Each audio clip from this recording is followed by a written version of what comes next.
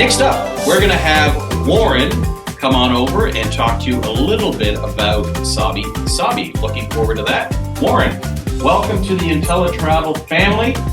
They're all yours, man. There you go. Thanks very much. Hello, IntelliTravel family. Nice to meet you all. Thanks for spending the next 7 minutes listening to me. I'm chatting to you today about Sabi Sabi Private Game Reserve, which is a lodge operating company, conservation organization in South Africa on the western boundary of the Kruger National Park. Now, in a moment, we'll pull up a presentation. I can go through some slides with you. But the first thing I need to ask you before we get going today, when was the client asked you about the thread count of linen that you would be sleeping in or your clients would be sleeping in when they travel to Africa? I think what you find in a day like today where you've got a gazillion presentations coming your way, we tend to focus in on thread counts, fluffy towels, slippers, soaps and shampoos. Well, I want to tell you about Sabi Sabi, which includes all of those things in its magnificent array of lodges. But it's a whole lot more to the experience than a fluffy towel and a good steaming cup of coffee when you wake up in the morning. This is a wilderness experience where you go out on safari and you have close encounters with Africa's wild game, interpreted for you through skilled rangers and trackers.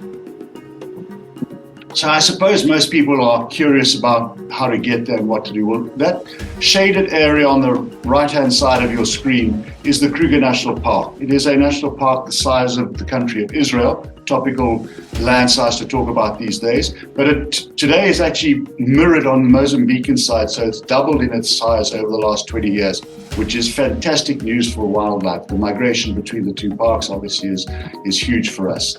To get there, you have a number of flights emanating in certain cities in South Africa. The major one being Johannesburg, where I think the bulk of your international carriers land. And from there, as people disperse on their holidays, they can reach Skukuza from Cape Town. You can get from Durban into KMIA, which is the Nelspruit Airport. And from there, you can do a short hop in a light aircraft over to Sabi Sabi's private airstrip. Or you can fly in from Victoria Falls and or Livingston into KMIA, Nelspruit, and once again a short hop into Sabi Sabi. It is certainly a drivable route from Johannesburg to Sabi Sabi itself. It's around about a 5-hour drive. Tarmac surface road, well serviced along the way with gas stations and rest stops. So getting to Sabi Sabi is really, really easy, and that's the boring part of the presentation. Done and dusted. Let's look at that slide very quickly because it incorporates all of what Sabi Sabi is about.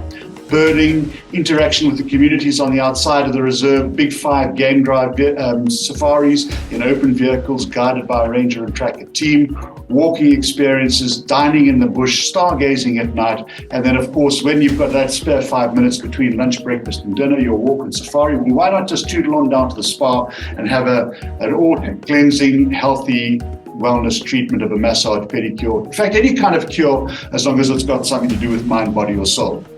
Sabi's drive these days is really all about empathy. And I designed the training program back in the 80s and 90s.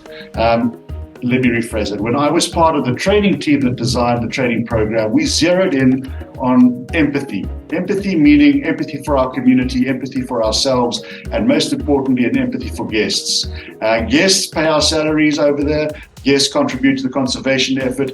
Guests are why we exist. So we managed to interact between the community, conservation, and our tourists, all playing fundamental roles in keeping and maintaining the conservation effort of Sabi Sabi. But what is it all about? This empathy for the environment has rewarded us with really rich game sightings over the years. For you sitting at home right now, hearing me talk about a game sighting over the year, you might be wondering, well, what does that actually feel like? Well, you need to close your eyes for a minute. Don't look at that slide. Imagine yourself back in Africa. You've got this warm sun on your back, soft breeze blowing across the plains. The grass is rustling, the leaves of the trees are shivering. And there's this calm in the dawn. There's a silence around you, no jets flying overhead, no trains barreling down the road, no fire alarms and police cars around you. It's quiet. It's the sense of wilderness. And in that sense of the wilderness, you start looking around and you see impala and zebra grazing in the foreground. Down in the background, there are a few hornbills pecking at some poor hapless turtle that got flipped over and had his legs pulled out from his shell, and now they're feeding on him for the day. This is the African safari. Somewhere off in the distance, you're sitting under the shade of a marula tree, can smell the fruit that's ripening on the ground around you. And along comes this gigantic elephant, 5 tons of flesh. And he saunters up to the marula tree, leans up against it and rocks it once, rocks it twice, and shakes it. And more marulas descend onto the ground. And then he happily feeds amongst them, completely and utterly ignoring you in the vehicle right there. Your heart's thuddering because this elephant is huge and massive, looming over you, shutting out the sun, sitting in the shadow, and this great big trunk is just swishing up the marulas and pulling at the grass. That's the safari experience. It's sort of a sample of what the safari experience must be like. But how can I tell you what it feels like, how your emotions race through your brain when a lion saunters up very close to the vehicle? You can hear it breathing. You can feel it walking past you, each footprint as it crushes through the sand and steps on a leaf and breaks it right next to the vehicle. The lions don't groom themselves every single day. And this male that came past here just finished eating on a set. Feeding on a 10-day zebra carcass, so it stinks of rotten meat and old flesh. As he wanders by, that smell permeates your nose and you feel a sense of disgust, but at the same time, a whole lot of awe.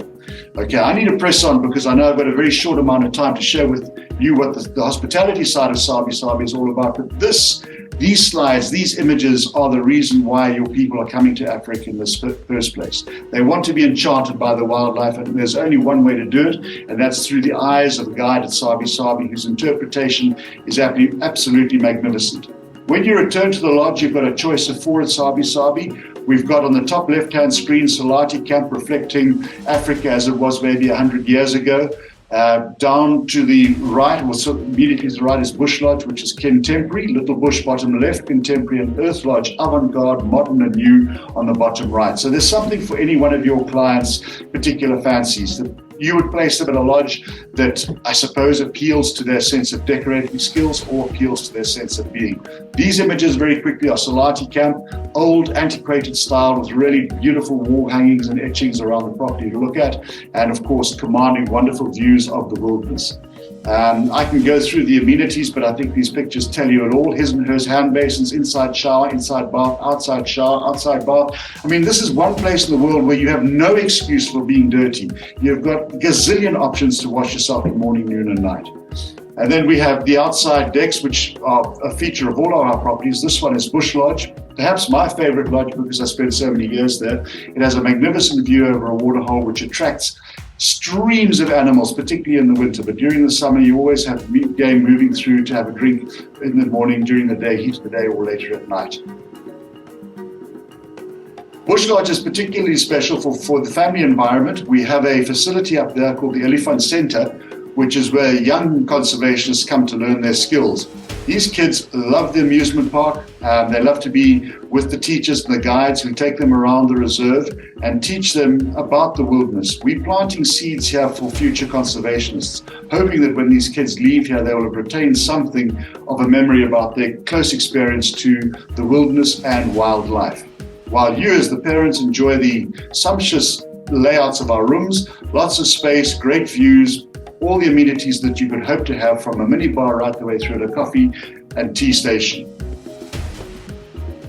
This, by the way, is the family villa, which consists of 2 ensuite bedrooms, a private plunge pool, and a big view. By staying at the villa, you do get a private vehicle and guide. However, when you stay at any of our other suites, you generally get to share a vehicle with other guests who are staying at the lodge, with a maximum of 6 people going up in a vehicle. So everybody has a window seat. And don't forget, it's all open air. So you're out in the wilderness from the time you wake up to the time you get to bed. That is a bathroom, and no, you're not looking at a split mirror. That is 2 baths and 2 showers. As I said, this is the one place in the world where you have no excuse for going to bed dirty. Aerial view of our little bush camp, which is a much smaller lodge than Bush Lodge. In a way, it's a little bit more intimate. And these are some images just to give you an idea of what the decorative style is like at Little Bush. And then we're going to move on down to our avant-garde Earth Lodge, which if you were to be hovering above it in a drone looking down would resemble the reproductive organs. So you would have something that resembled the uterus being the main lodge area, and then the rooms are off to the sides, resembling something like the fallopian tubes. Now, that is an artistic statement. It's not supposed to be crude. There is a philosophy behind Earth Lodge's construction and design. It is a return to our roots. We as human beings tended to start dragging our knuckles on the African continent. And so when we come back to Africa as tourists, we are somewhat going back to our roots, and that might just explain these crazy sensations you have when you're out on safari in South Africa. But that's what Earth Lodge is all about in terms of its decorative style. It's built out of the earth, so that again is us returning to our roots into the earth from where we were born. And it's really beautifully appointed, great big bedrooms, lovely views, all amenities in the world. Obviously, there's a spa here as well. There's a wine cellar. There's a gym where you can go jogging if you don't want to go walking in the wilderness with your guide. And of course, this food is absolutely spectacular. Whether you eat breakfast, lunch, or dinner, all three, we can guarantee that for 3 days of stay at Sabi Sabi, maybe even 4, you will gain 5 pounds. And that is in excessive eating, because you cannot resist the fare at this gorgeous lodge. So that, ladies and gentlemen, is all I really have to say to you about Sabi Sabi. If you go to the website sabisabi.com, you'll find a whole lot more information. But of course, you really don't need to go much further than your preferred go-away consultant, who we've brought over, we've trained on a continuous basis, and continue to update them. They're a great company and really wonderful supporters of Sabi Sabi. Thank you so much for your time. Wow, Warren, right on the dot.